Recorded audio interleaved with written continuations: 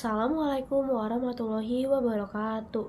Perkenalkan, nama saya Berinda Shinarati Pangaribuan dari SMA 71 Jakarta, kelas 10B dari nomor absen 7. Pada kesempatan kali ini, saya akan menampilkan teks monolog singkat saya yang berjudul Kehidupan di Dalam Kelas. Selamat menyaksikan. Kalau dipikir-pikir ya, kelas itu jadi tempat yang punya paling banyak cerita di sekolah. Soalnya ya, kayak kita datang ke tempat yang sama, duduk di bangku yang sama. Bahkan kita ketemu sama orang yang mukanya sama setiap hari.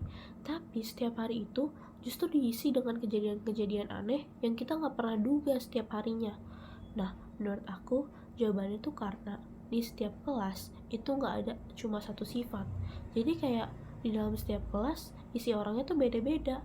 Ada yang setiap kali pelajaran mulai dia udah siapin buku, udah siapin catatan, dan telinganya udah siap gitu untuk mendengarkan guru. Tapi ada juga loh yang kebalikannya, kayak dia celingak-celinguk pas guru ngejelasin, atau kayak pas guru ngasih tugas baru deh dia buka buku. Tapi yang kayak gitu tuh bukan karena dia males, bisa aja karena dia tuh lagi menerima kenyataan kalau misalnya pelajaran tuh udah mulai. Nah, ada juga tuh tipe orang yang energinya gak pernah habis kalau di sekolah. Kayak baru masuk kelas dia udah cerita, istirahat dia cerita. Bahkan pas masih ada guru, dia masih bisik-bisik. Pas ditanyain guru, tadi saya ngejelasin apa di depan? Dia cuma kayak jawab, "Hah, apa pak? Apa bu?" Nah, ada juga nih salah satu momen paling menarik menurut aku, yaitu di saat guru tuh belum datang. Suasananya yang tadinya tenang, biasa aja, tiba-tiba bisa aja tuh kayak pasar ramainya. Ada yang ngobrol, ada yang bercanda, bahkan ya ada yang jalan-jalan di kelas buat nyamperin temennya.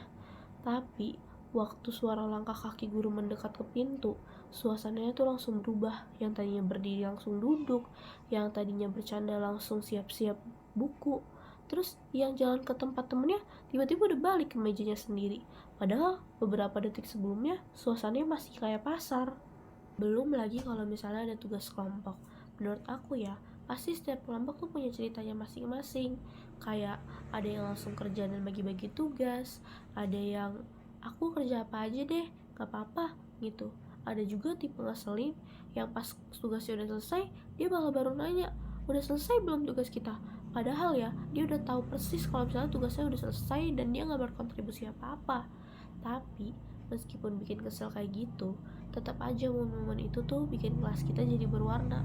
Karena, kalau misalnya semua orang sifatnya sama, pasti kelas tuh jadi bosenin. Nah, yang paling sering terjadi adalah ketika kita tuh ke sekolah niatnya belajar, pulang-pulang malah bawa banyak cerita teman kelas, cerita tentang teman-teman yang lucu, cerita tentang yang sebenarnya biasa aja, tapi malah jadi bahan ketahuan satu kelas, atau cerita tentang hari kita yang panjang, tapi jadi menyenangkan karena ada teman-teman kita. Kadang kita tuh emang mengeluh tentang sekolah, tentang tugas yang banyak, ulangan yang mendadak, atau jam pelajaran tuh yang rasanya lama banget gak habis-habis. Tapi tanpa sadar, hal-hal kecil itulah yang mungkin nanti kita ingat. Karena sekolah tuh isinya tuh bukan cuma buku, nilai, ataupun tugas, tapi juga tentang orang-orang yang menemani perjalanan kita setiap harinya. Dan mungkin suatu saat nanti kita akan kembali ke masa ini dan berpikir, ternyata dulu seseru itu ya. Walaupun gak mungkin kalau misalnya kita kangen sama tugas-tugasnya, tapi kita pasti kangen sama orang dan suasana di dalamnya. Sekian penampilan teks monolog dari saya. Mohon maaf jika ada salah kata dan perilaku. Wassalamualaikum warahmatullahi wabarakatuh.